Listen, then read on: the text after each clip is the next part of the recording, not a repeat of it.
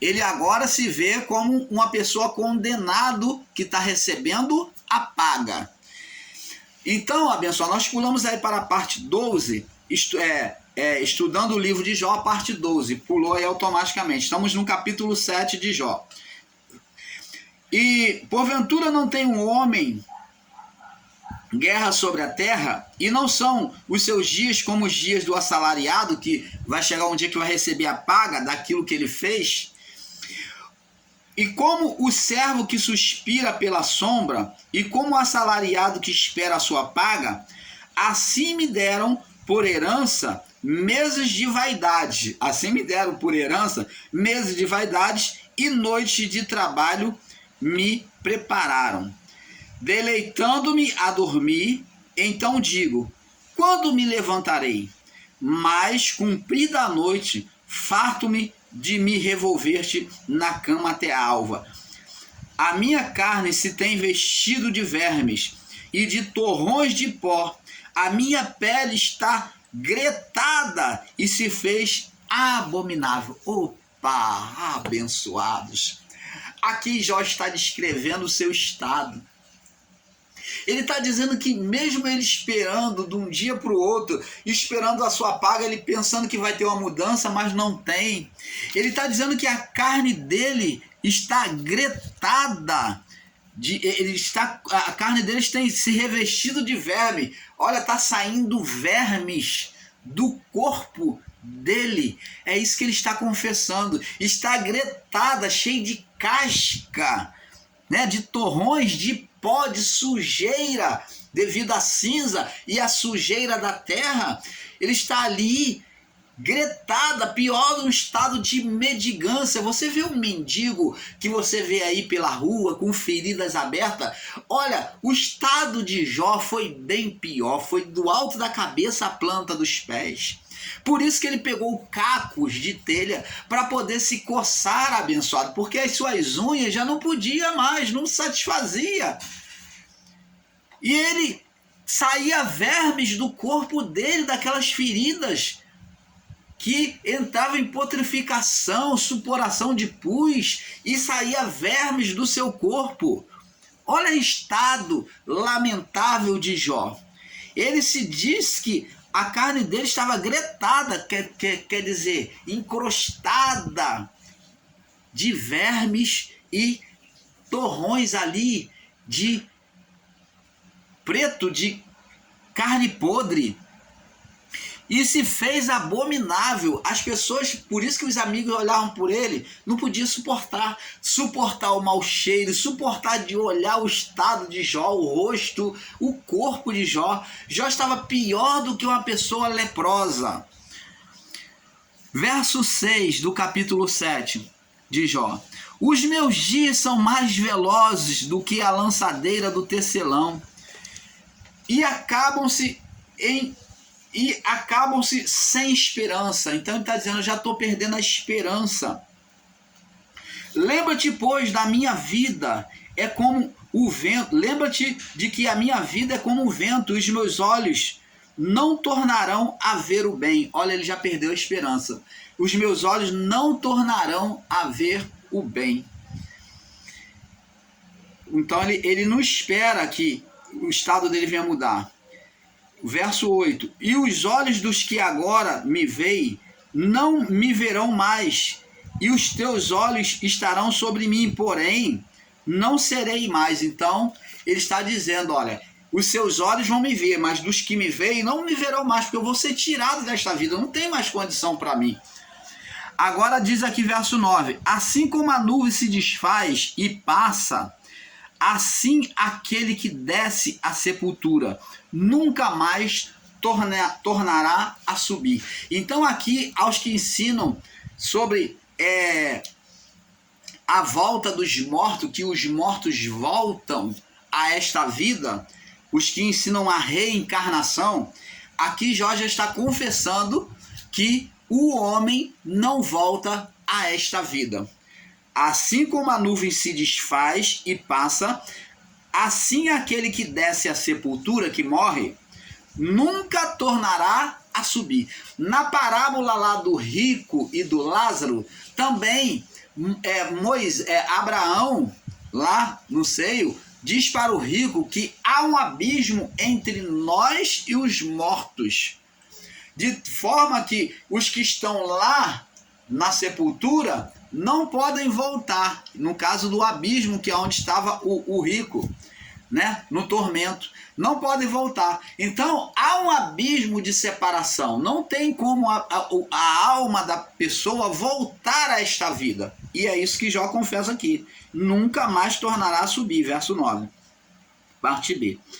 Nunca mais tornará a sua casa, nem ao seu lugar jamais o conhecerá. E como é que se ensinam por aí? Consulta com os mortos, que nem fez Saul, que achou que era o espírito de Samuel.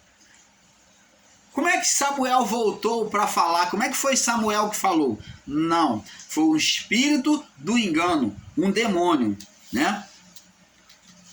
Não, os mortos não têm como se comunicar mais conosco nesta vida. Aqui está mais uma prova disso. Verso 11: por isso não reprimirei a minha boca, falarei na angústia do meu espírito. Ele está dizendo, por isso que eu vou abrir a boca e vou falar tudo que tem que falar. O que meu espírito sente vontade de falar, na angústia eu vou falar, porque eu estou em sofrimento. Queixar-me-ei da amargura da minha alma. Sou eu porventura o mar ou a baleia para que me ponhas uma guarda?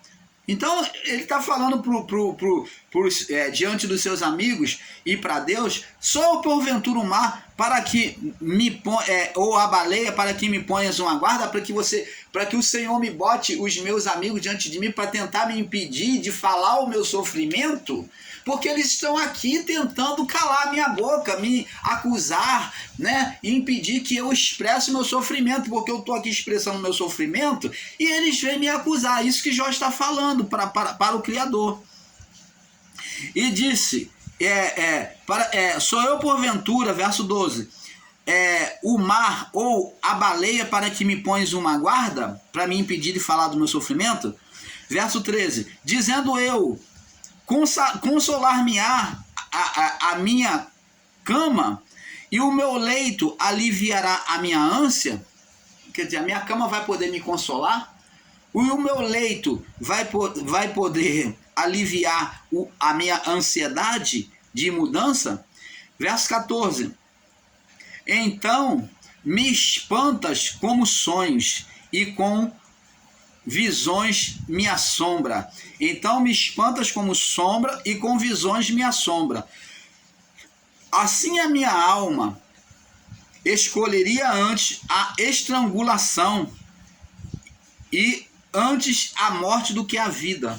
Então ele está dizendo que a alma de Deus agora deseja até o quê? A estrangulação, que é morrer enforcado, como estrangulado, né? Deseja a morte, né? Antes a morte do que a vida. Verso 16. A minha vida abomino, pois não haveria para sempre. Retira-te de mim, pois vaidade são os meus dias. Então ele está aqui desejando a morte.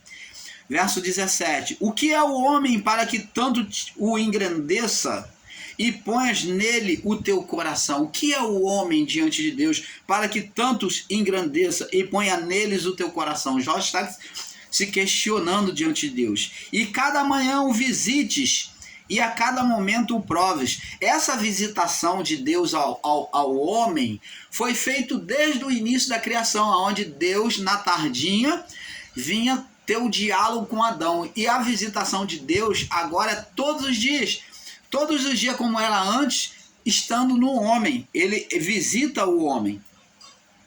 O que é o homem verso 18, e cada manhã o visites, e cada momento o proves. Até quando não apartarás de mim, e não me largarás, até que engula a minha saliva? Até quando não te apartarás de mim e não me largarás, até que engula a minha saliva, até que eu não tenha mais o que falar? Se pequei, o que farei? Ele está querendo uma direção, uma pessoa no estado de sofrimento. Jó está querendo uma direção para mudar aquele estado. Se pequei, o que farei? Ó guarda dos homens, por que fizeste de mim um alvo para ti, para a mim mesmo que seja para que a mim mesmo me seja pesado, para que eu venha me consertar?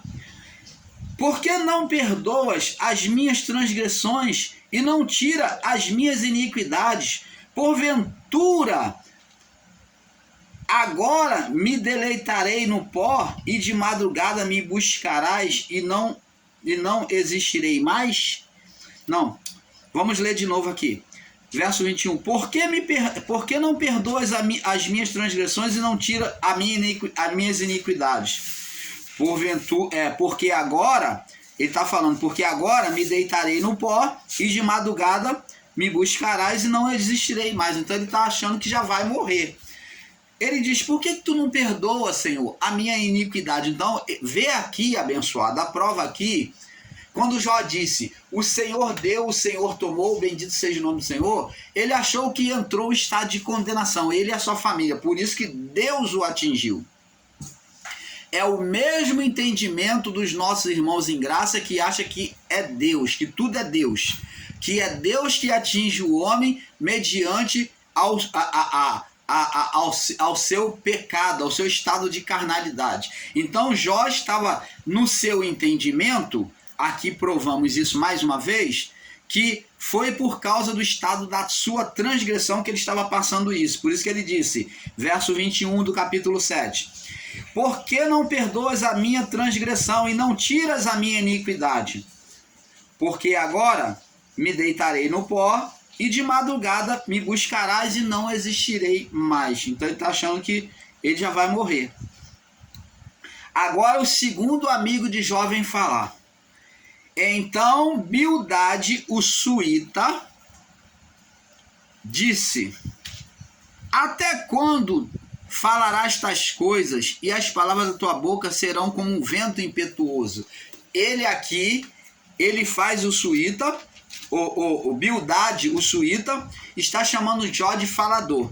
Até quando falarás tais coisas e as palavras da tua boca serão como um vento impetuoso, um vento que não para, que sai destruindo tudo. Está chamando Jó de falador, resumo, né? Verso 3. Porventura, perverteria Deus o seu direito? Perverteria o Todo-Poderoso a justiça? E os teus filhos pecaram contra ele. Também ele os lançou na mão da tua transgressão. Você está vendo? Ele acusa não só Jó, como a sua família, como Jó, de ter estado em estado de pecado. Por isso que Deus estava sentenciando. Esses homens têm um entendimento equivocado de Deus, que nem os nossos irmãos aí, ensinadores em graça. Não conhecem a Deus. Não conhecer a Deus é atribuir pecado a Deus. É olhar Deus como um Deus mau. Como um Deus que faz o bem e um Deus que faz o mal. E isto não é verdade. Todos esses que ensinam em graça aí, que diz que Deus é luz e Deus é trevas espirituais, eles estão ensinando um Deus mau. Deus como Deus, ora Deus, de um lado Deus e outro lado Satanás. Por um lado ele faz o bem, e outro lado ele faz o mal. Eles estão ensinando como os amigos de Jó, são acusadores, não entendendo a imagem perfeita do Criador. Esses que não entendem a imagem perfeita do Criador, não tiverem entendimento do amor de Deus, da bondade de Deus, eles vão dizer que Deus faz o bem e faz o mal, que Deus, ele ora Deus e ora Satanás, que Deus é luz e que Deus também é trevas espirituais. Você está entendendo? Vão pegar a palavra lá de Isaías 45, verso 7, e vão fazer um literalismo e vão mostrar sobre aquele literalismo que Deus faz o bem e faz o mal. Não entendendo. Como os amigos de Jó que estão aqui acusando. Verso 4, do capítulo 8 de Jó. Se os teus filhos pecaram contra ele, também ele os lançou na mão da transgressão. Estão dizendo que Deus é que fez aquilo. Agora ele Bildade que está falando. Verso 5. Mas se de madrugada buscares a Deus e ao Todo-Poderoso pedires misericórdia, agora ele vem agir como um religioso, um ensino religioso para Jó. Buscar a Deus de madrugada. Deus, ele está na vida do homem a todo tempo, não precisa buscar só de madrugada. É claro que de madrugada é o melhor momento para você estar sós com Deus, sem ser mais impedido pela correria da vida, pelos barulhos, né? É um momento melhor, mas Bildade aqui está agindo de forma religiosa, mandando buscar de madrugada. Mas se tu de madrugada, verso 5, buscares a Deus e ao Todo-Poderoso pedires misericórdia, se fores puro e reto, e certamente logo te despertará por ti e restaurará a morada da tua justiça. Olha só, Bildade agindo de forma religiosa, buscar de madrugada e se for reto e puro. O homem, quando ele se autoconsidera reto e puro, ele está sendo religioso, porque essa retidão e essa pureza tem que ser testemunhada pelo próprio Deus, que nem falou de Jó diante do ser Satanás. Observaste, meu servo Jó, homem íntegro, reto, temente a Deus, se desvia do mal. Nós nunca temos que nos considerar reto e puro, como Bildade está falando assim, para Jó ser reto e puro. Como é que ele vai saber se ele é reto e puro? Se Jó aqui ainda está reto e puro diante de Deus, que diante das tentações, diz a palavra que em nenhuma das tentações Deus atribuiu Jó pecado a Deus. Então, como é que Bildade vem dizer que Jó tinha que se considerar reto e puro, se ele já era reto e puro? Você está vendo aqui o acusador usando a religiosidade para o cristão perfeito e para buscar autocondenar o cristão? Com religiosidade, buscar de madrugada, se consagrar. A pessoa não se autoconsagra, mas é o Espírito Santo que consagra a nossa vida. Porque o fruto do Espírito é algo mediante a obediência à palavra. Nós não temos como nos consagrar. O irmão Paulo não se autoconsagra.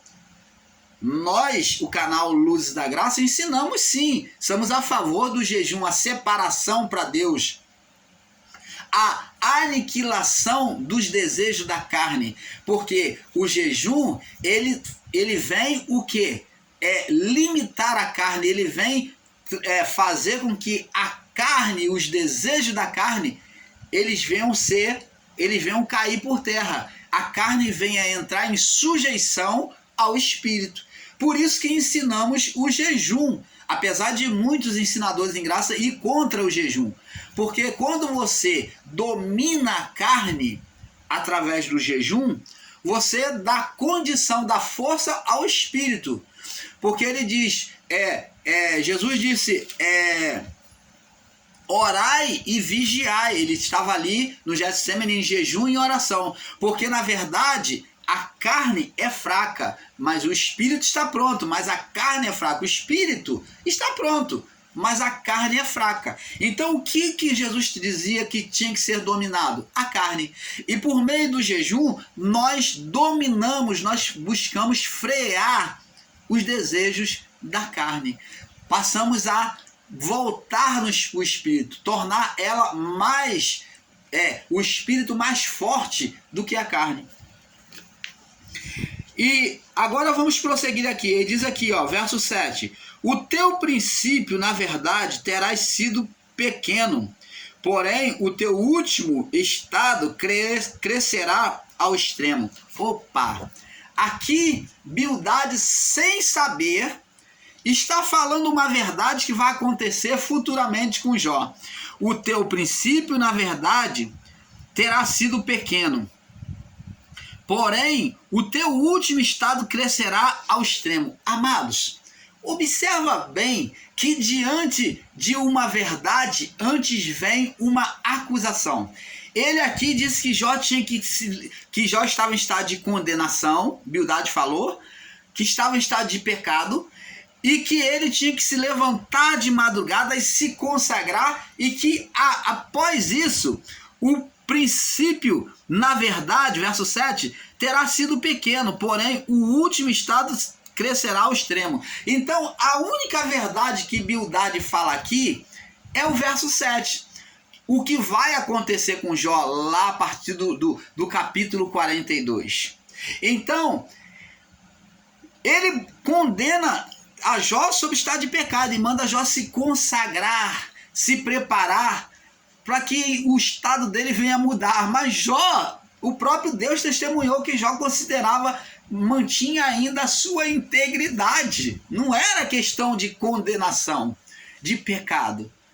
Mas esta palavra do verso 7, do capítulo 8, verso 7 de Jó, é verdade. O teu princípio, na verdade, terá sido pequeno, porém o último estado crescerá ao extremo. Você está vendo que como ele faz, Bildade e Zofar, eles falam condenação, mentira com verdade. Você está vendo? Assim também tem sido muitos dos nossos irmãos que têm ensinado com mentira, condenação, com verdade. Às vezes falam a verdade, mas trazem um estado de condenação, um literalismo para poder estar condenando. Estão condenando aí o sistema religioso, as que estão dentro da religião, para se julgarem certo. Para os que estão em graça, estão aí condenando muitos dos que estão em graça, como eu também já o fiz, mas saí disso porque eu busco a verdade da palavra. Nós, canal Luz da Graça e o canal Graça pela Luz, buscamos a verdade e não o absolutismo. Então, nós saímos desse engano e não ficamos condenando. O que é verdade, nós tomamos como verdade, ainda que seja aplicado no sistema religioso. Nós não excluímos todas as coisas do sistema religioso dizendo que está tudo errado. Não. O que é verdade, nós admitimos como verdade. E o que não é, nós condenamos. Nós mostramos que não é verdade. Bildade falou uma condenação sobre Jó e agora fala a verdade. Verso 7. No capítulo 8, verso 7. O teu princípio, na verdade, terá sido pequeno. Porém o teu último estado crescerá ao extremo. Então Deus vai dar tudo em dobro a Jó. Aqui ele falou a verdade. Ele profetizou sem ele saber. Ele falou uma coisa que iria acontecer sem ele saber. Verso 8. Pois eu te peço, pergunta agora às gerações passadas, e eu te peço, pergunta agora às gerações passadas, e prepara-te para a inquirição de teus pais, porque nós somos de ontem e nada sabemos, porquanto nossos dias sobre a terra são como a sombra. Isto é verdade. Nossos dias são como a sombra. Porventura não te ensinarão eles e não te falarão do teu coração e tirarão palavras? Porventura cresce o junco sem lodo, ou cresce a espadana sem água? Estando ainda ao seu vedor, estando ainda no seu vedor, ainda que não cortada, todavia, antes de qualquer outra erva se seca. Assim são as veredas de todos os que se esquecem de Deus. Condenando a Jó de novo, dizendo que ele sofreu aquilo porque ele se esqueceu de Deus, ele cometeu algum erro. E a esperança do hipócrita perecerá. Opa, que punhalada! Chamando Jó, dizendo que Jó estava em estado de condenação porque esqueceu de Deus, cometeu algum pecado e ele foi hipócrita, estava perecendo. A verso 14, cuja esperança fica frustrada, dizendo que Jó agora foi frustrado, a esperança dele, né, foi frustrada. E a sua confiança será como a teia de uma aranha, né? Encontrar-se-á,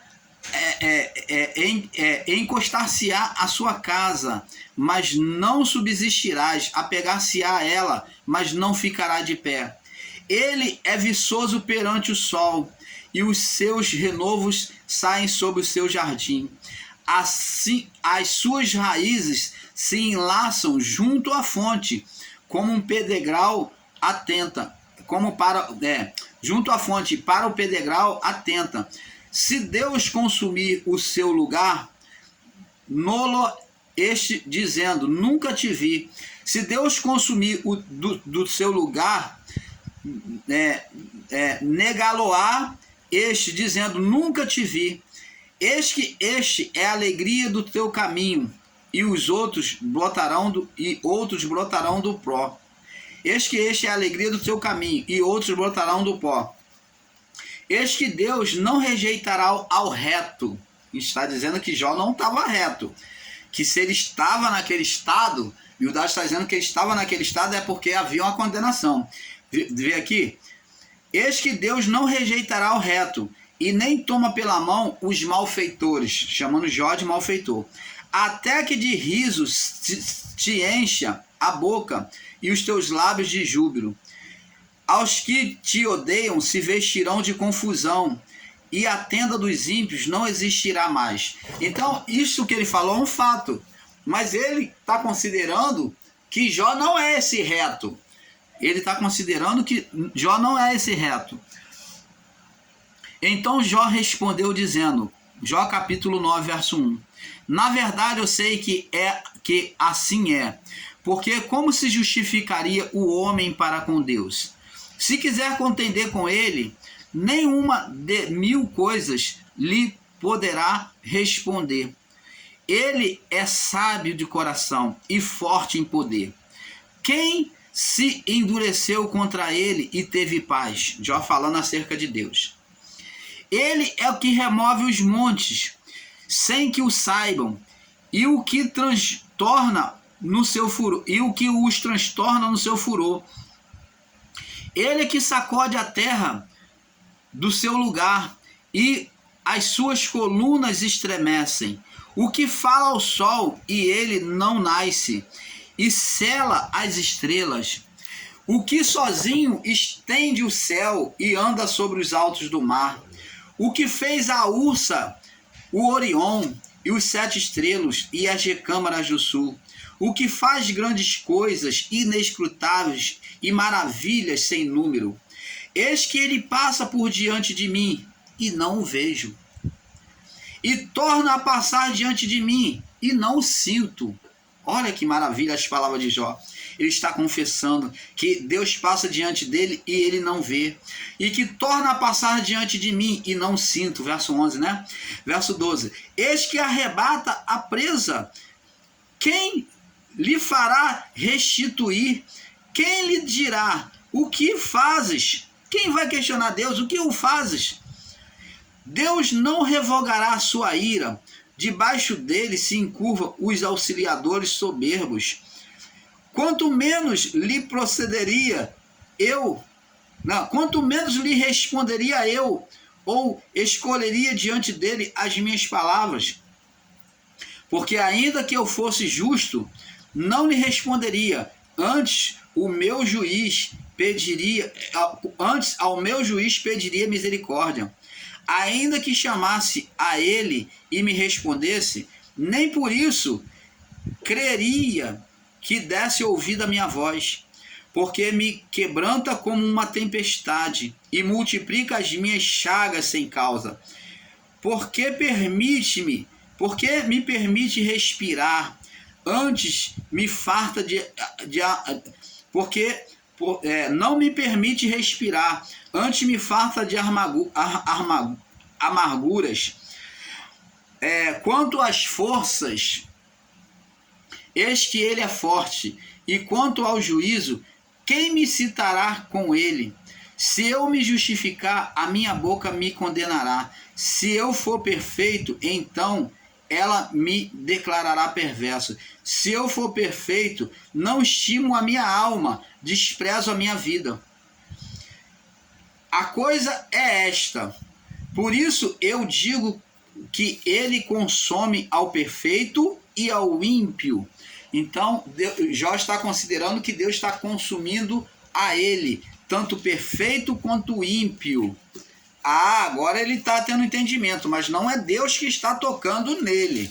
Deus tem esse poder, sim, de consumir tanto o perfeito quanto o ímpio. É só ter a permissividade. Diz aqui no verso 23, quando o açoite mata de repente, então ele zomba da prova dos inocentes. A terra é entregue nas mãos do ímpio, e ele cobre o rosto dos juízes. Se não é ele, quem é logo? Os meus dias são mais velozes do que um correio. Fugiram e não viram o bem. Então nós vamos passar para a próxima parte, porque é um pouco aqui, um pouco ali. Paz seja dada a todos.